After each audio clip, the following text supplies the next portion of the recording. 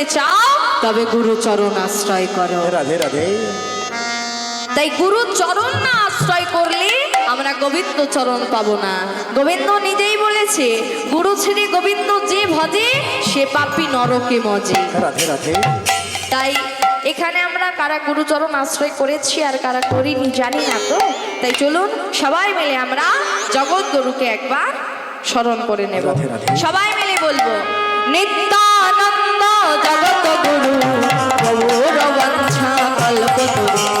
নিত্যানন্দ জগৎ গুরু গৌর বাঞ্ছা কল্পতরু। নিত্যানন্দ জগৎ গুরু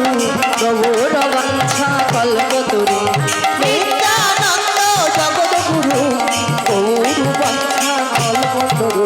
প্রভু সীতানাথ পণ্ডিত শ্রীবাস, প্রভু সীতানাথ পণ্ডিত শ্রীবাস, প্রভু সীতানাথ পণ্ডিত শ্রীবাস, প্রভু সীতানাথ পণ্ডিত শ্রীবাস। গৌর আমাদের গদাধরের প্রাণ।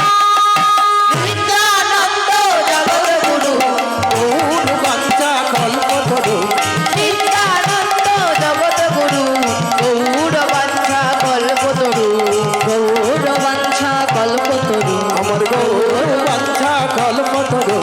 গৌর বাঞ্ছা কল্পতরু। আমার গৌর বাঞ্ছা কল্পতরু। তাহলে গুরুচরণ যদি আমরা আশ্রয় করতে পারি তাহলে গোবিন্দচরণ অবশ্যই আমাদের মিলবে। রাধে রাধে। তাই এই যে আমরা রাধাকৃষ্ণ রাধাকৃষ্ণ নিয়ে মেতে আছি, মায়েরা এই ধরাতে যদি গৌরাঙ্গ না আসিত আমরা কেউ রাধাকৃষ্ণকে চিনতাম না। রাধে রাধে। বলছে যদি গৌরাঙ্গ না হইতো কেমনে হইতো, কেমনে ধরিত আমাদের শ্রীরাধার মহিমা প্রেম রস সীমা জগতে জানাই তোকে নিতাই গৌর প্রেম আনন্দে হরিব হরিব।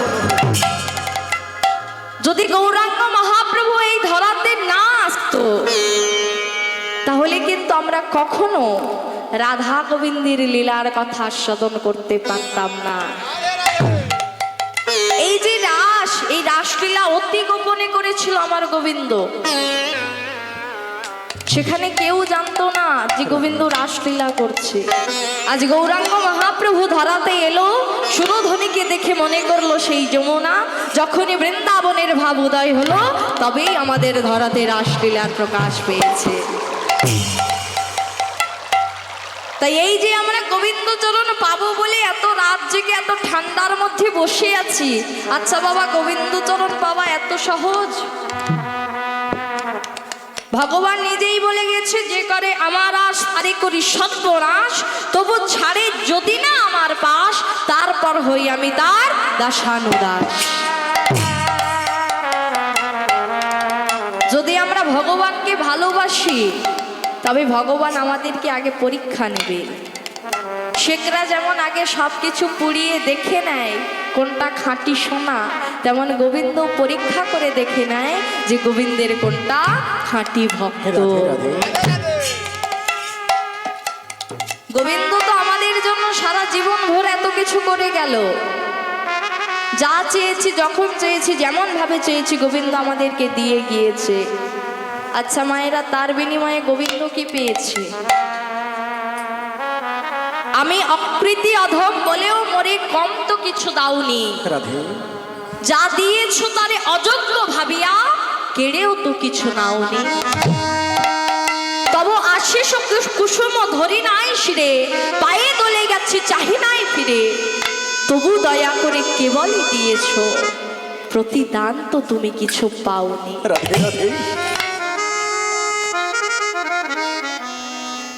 ভগবান আমাদের সব সময় সকল কিছু দিয়ে গিয়েছে, কিন্তু তার প্রতিদানে সে কিছুই পায়নি। সে তো আমাদের কাছে চাইনি যে তোমরা আমার রাজভোগ সীতাভোগ এনে দাও, তোমরা আমরা দামি দামি ফল মিষ্টি এনে দাও, সে তো চাইনি। সে তো আমাদের কাছে চেয়েছে দুফোঁটা নয়ন বাড়ি আর একটি তুলসী পত্র। সেটাও তো আমরা দিতে পারলাম না। সারাটা দিন ধরে ভগবানের কাছে শুধু চেয়ে গেলাম, ভগবান তুমি শুধু আমাকে দাও দাও দাও দাও, কিন্তু তোমাকে দেওয়ার বেলা বসিয়ে দেখছি একটা বড় গোল্লা। ভগবানের কাছে চেয়ে গেলাম সারা জীবন ভোর, কিন্তু একদিনও ভুল করেও কেউ ভগবানের কাছে গিয়ে বলিনি, দয়াময় তুমি কেমন আছো, কি খেয়েছো, ভালো আছো তো? কখনো বললাম না। কার জন্য ভাবছি? এ ধরাতে কেউ কারোর নয়। আজকের তুমি যাকে আপন ভাবছো, যখন দুটো নয়ন মুদ্রিত করবে তখন সবাই তোমার পর হয়ে যাবে। একমাত্র সঙ্গের সাথী হবে, একমাত্র আপন হলো সেই মধু মাখা সুধা মাখা কৃষ্ণ নাম। রাধে গোবিন্দ বলেছে, সাথে পাঁচে মিলে নিজ দ্বারেতে বসিয়া হরি নাম করো হাতে তালি দিয়া। তেমন সকাল হরিবাসরে একবার করব না কি মায়েরা? হবে তো? সবাই মিলে করে করে তালি দিয়ে বলবো, হরে কৃষ্ণ কৃষ্ণ কৃষ্ণ কৃষ্ণ হরে হরে